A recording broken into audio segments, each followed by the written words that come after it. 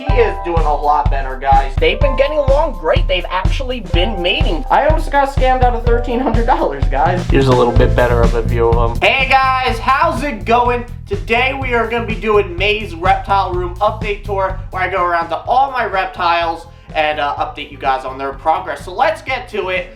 We have a lot of cool updates. Frap is doing really good, and we'll start with him. Reminder, make sure to check out the Patreon. That'll be in the top right. Make sure to check out the merch in the description, and make sure to check out the Herp Hour on Twitch, where we do weekly podcasts with really cool guests. More on that at the end of the video. So like I said, Frap is doing really good. He's very alert and very hungry. He's been a little bit spoiled lately because I've been having to give him a hopper pretty much every day to put the medicine in it and then give it to him to help with his problems, just so I don't have to really pin him down and give him his oral medicine, which you guys saw was quite a hassle. I've reduced to only feed once a week while I'm giving him a daily hopper. I just don't want him to get too much meat, too much phosphorus, since that was a little high in his last blood work. So I kind of only feed him once, and I include a lot of veggies and a lot of greens. So that's really good stuff. I still think there might be a little stuck shed on him, maybe in the face area. It kind of looks like his nose is a little dark and could be shedded. So I'm keeping an eye on that. But he is doing a lot better, guys. He's really healthy and happy now. I'm really happy I kind of got through that little, bad portion of his life and corrected things. Obviously, there are some lasting effects, but nothing that should really impact his way of life. And he's been really chill and just really, a lot better, I would say. A lot more active, a lot feistier. I just really can't wait until I feel comfortable taking him out of the enclosure again and doing some free roaming. I haven't done that since his issue, but I plan to do that, soon when he gets better in my eyes enough that he can be away from the humidity for quite some time and stuff like that. So hopefully we'll be doing a free roaming video soon at some point. I would really like to do that. I just really miss having him in the reptile room. But he is doing much better, guys. Really happy about how it's going. As for Asus and Dell, they've been getting along quite well since I introduced them cohabbing together in the last monthly update that I did for April. They've been getting along great. They've actually been mating, so I am expecting some babies this summer, hopefully. That would be, oh, come on, Asus, that was for Dell. Wow, Dell's pissed right now. But that would be amazing. They've been mating off and on for the past, I want to say 4 or 5 days, I think. And I even posted it to the community page, even though I post it usually just on social media, a pic of them together. There should be another good pic of them mating. I feel like that's weird to say, but coming out on social media in the next couple days. So make sure to follow my socials, because that will be really neat to see. I got actually a pretty good picture of them, again, as weird as that is. But they're doing great. I'm really happy with both them. They're getting along fine after the initial introduction and getting used to each other, establishing dominance. They're doing really good. There's really been no fighting. I am really happy with how things are going, and I should be doing a cohab video talking about sort of how my stance has evolved since the kind of first initial few videos. I did only one video on cohabbing Ackies, but I stated my stance a couple times in the past on multiple videos, and we'll talk about that in depth a little bit in that video. But they are both doing great health-wise. As for LG's been doing really good as well. I actually just mixed up his enclosure a little bit. Originally, that hide was under that big log right there, but he would always go in it. That's like his main sleeping hide. And I could never get to him because it would be under all this sort of, branches and type like that.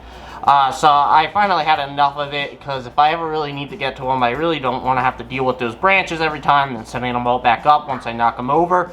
You can hear my dog wrestling this toy in the other room. But yeah, so I fixed that up and I put it over there, so now I can get to him more easily. And then, that's what it looks like now. Really no different. I actually kind of like it a little bit more, to be honest, because now there's more diversity in the amount of different, I guess, routes he can go to sort of do his climbing. It's not very linear like before. But right now he's just doing some enrichment feeding. I, of course, covered that in one of my past videos. I'll put that in the top right. As for the Akeybabies, they are doing pretty well. I just found the female under the water bowl. She's actually kind of quite tiny still. I kind of am fuzzy about how Asus and Dell looked at this age, but I definitely think at around 7 months they look bigger than her. I did hold back really the two sort of runts that were in the clutch, so they were the smallest ones there. She actually does have, she's probably running inside, they actually like to really hide. Let me see if I can focus in on it. They like to hide in this log, and you might be able to see, you probably can't. There's the male in there. There's a crevice in there, and I think they dug it out a little bit more. But they hide up in that crevice, and they both fit in there, and it's so tiny. I don't know how they pull it off. But she's under I think the log right now. But basically, I think they're pretty tiny, and like I said, they are the runts, so they are the smallest of the ones that were hatched. I've seen some of the other ones at 7 months. I most recently posted one to social media from someone I sold one of the babies to, and he or she looks much, much bigger. So, you know, I do think their size is because they were some of the smallest of the bunch, and they all grow differently. They will all get up to size eventually, but they are pretty small, at least the females. The male is pretty big, but I wish I could show you, but there's no way I can get them out of that little crevice. They're doing good, though. There is a little mark on the female's head. I don't know if they're starting to go at it a little bit more now that they're reaching puberty. You know, maybe the male got her a little bit, but I also think it could just be them squeezing together in that crevice that I was talking about. Keep trying to get some different lighting so maybe you can see in here. So it could also have been that, her hitting against one of the sharper points of the inside of this log here. But I haven't really seen them do any fighting, so that's why I'm a little suspicious. But they're doing good. I'm not really too worried about them right now. Hope to get them in new enclosures eventually soon, though. Quick FYI, Asus's enclosure is empty now because he's in with Dell. I am going to keep this empty and not put anybody else in here. I'm going to keep it on and stuff. This is going to be my standby enclosure. If you ever have Ackies, I always recommend keeping an adequate standby enclosure. So that's what I'm going to use this for. I think I'll also use this for when after Dell lays, put Asus in here for about a month to give her a little rest time without being bothered by him. I also did try to get some enclosures. I know I said that a while ago and there has been no enclosure since.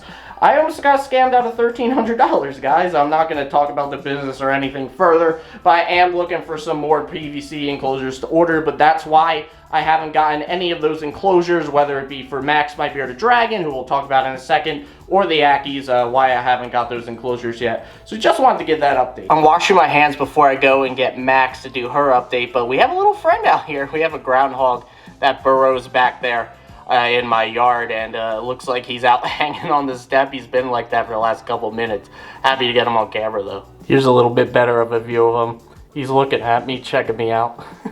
Now time for Max. Max is doing good. With all her advancements, though, she's still being quite lazy, which is really the last hurdle I'm trying to get over.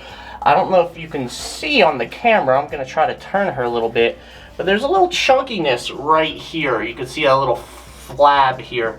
I think she's eating a little bit too much still. She's eating a lot of her greens. I've been giving her about 4 1-inch size, maybe a little bit bigger dubia roaches 3 times a week.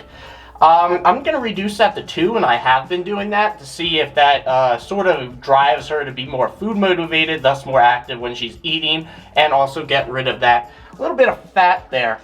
I really want to get her in sort of her new enclosure too, though.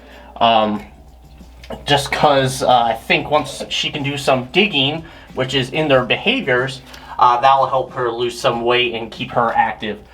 So I can't wait for that, though. Hopefully I can get that soon. Like I said, I'm still looking at enclosures, don't know where to get from. You may notice for Tortellini that there's a lot more what I'll call debris in his enclosure on the substrate, and that is sphagnum moss. After watching a lot of Camp Kenan and how he takes care of his little baby tortoises, I thought, even though Russian tortoises are a primarily dry species of tortoise, if I could probably offer him a humid hide option. So I wetted some sphagnum moss, I put it in the corner over there, and he just dragged it everywhere. He tried eating it initially, it just didn't work out. I didn't expect him to use it that much, but it just seemed like there was no use, and it just wouldn't even stay together as it was. So I took that out. I at least tried. I just wanted to see if maybe he would enjoy it. Look at him getting a cute little drink there. but it seemed to just not work out. But was just trying a new thing, didn't work out. He's doing well though, very enthusiastic. Definitely check out the enrichment video I did about tortoises with him. I'll put that in the top right. He really loved using that ball. Last but certainly not least, we have Destin. He's hanging out here. It's daytime, so he's not really doing much. He's been good, being healthy, nothing really new with him. I'm going to probably start working on that enclosure I've been talking about for forever soon. I need to really get it done in the next month before the baby comes, or it's just going to be super delayed. So I'm going to get to that. And I don't really think it should be that bad, but I guess we'll have to see. That about wraps up this video. First, a couple quick announcements. Shout out to Herp M and David T for supporting the Patreon. Really means a lot to me. Check that out in the description. Some really cool rewards, behind the scenes content. Only $1 a month minimum. Make sure to check out the merch. I'm wearing my Professor Herp shirt, but we have a lot of different designs. That will be in the description as well. Lastly, check out the Herp Hour on Twitch. We do a podcast weekly with a guest. We have had a lot of cool ones so far, and a lot of news coming for that soon, so make sure to check us out on Twitch. That about wraps things up, guys. Make sure to leave a like, leave a comment, and subscribe if you haven't. I will see you guys later on in the next video.